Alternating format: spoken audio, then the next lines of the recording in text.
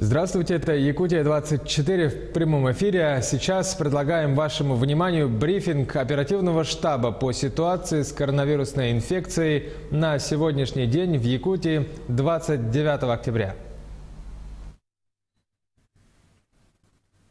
Ольга Валерьевна, здравствуйте. О текущей эпидемиологической ситуации в нашей республике.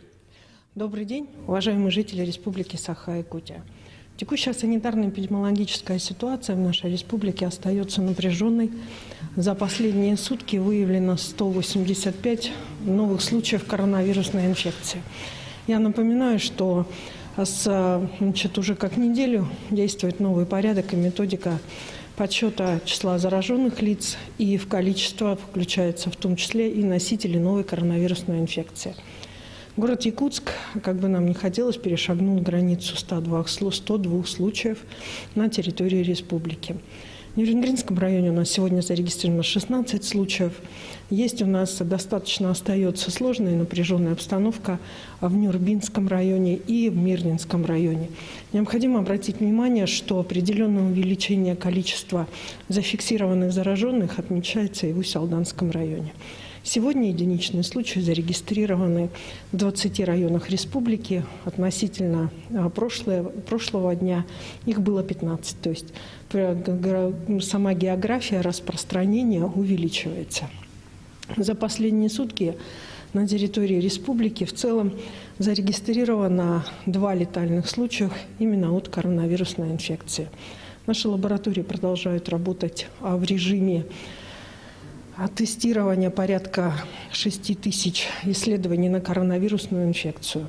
В районах республики, практически во всех уже центральных районных больницах, есть сегодня вместо тестирования посредством ПЦР ПЦР начало применяться тестирование посредством ИФА и ИХА. Это даст возможность нам, опять же, и увеличить и количество тестируемых, и, соответственно, качественно улучшить и работу по последующей доставке анализов для того, чтобы исследования были проведены в тех точках, которые определены по республике как точки сбора анализов.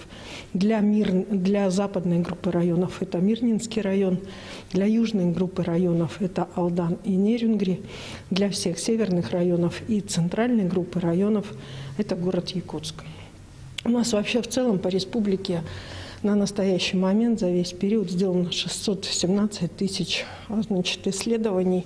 И каждый раз мы обращаем внимание, что на этих 617 тысяч исследований делаются лабораториями, которых на настоящий момент уже порядка 14 лабораторий на территории республики. У нас есть лаборатории как в самих стационарах, так и есть и лаборатории, отдельно работающих на республику. Необходимо обратить внимание на режим работы сегодня наших медицинских организаций. Мы не раз уже его объясняли, но я готова повторить его еще раз. Медицинские организации работают при возникновении непосредственно коронавирусной инфекции у граждан по следующему алгоритму. Любой гражданин вправе вызвать скорую помощь, которая является и всегда являлась это неотложной помощью. Соответственно, не будет никогда отказа от скорой помощи в том случае, если есть, по мнению непосредственно того, кто принимает заказ от скорой помощи, кто принимает и слушает пациента, все признаки, которые говорят о необходимости неотложности. Скорая помощь работает 24 часа. В случае, если при звонке на скорую помощь оператор, который работает на скорой помощи, понимает, что вам необходима непосредственно именно работа с врачом на уровне поликлиники, то он как сам передает, так и предлагает вам, соответственно, обратиться в поликлинику. Поликлиническое звено направляет участкового врача к вам после того, как заявка принята. Соответственно, участковый врач в зависимости от того состояния, в котором вы находитесь, и от клинической картины уже назначает как проведение непосредственно тестов, так и выдачу направлений на коронавирус, на компьютерную томографию, если она необходима.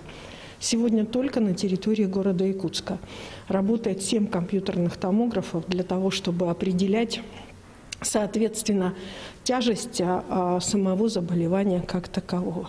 Вот такова схема сегодня работы. Это касается тех граждан, у которых есть клинические проявления.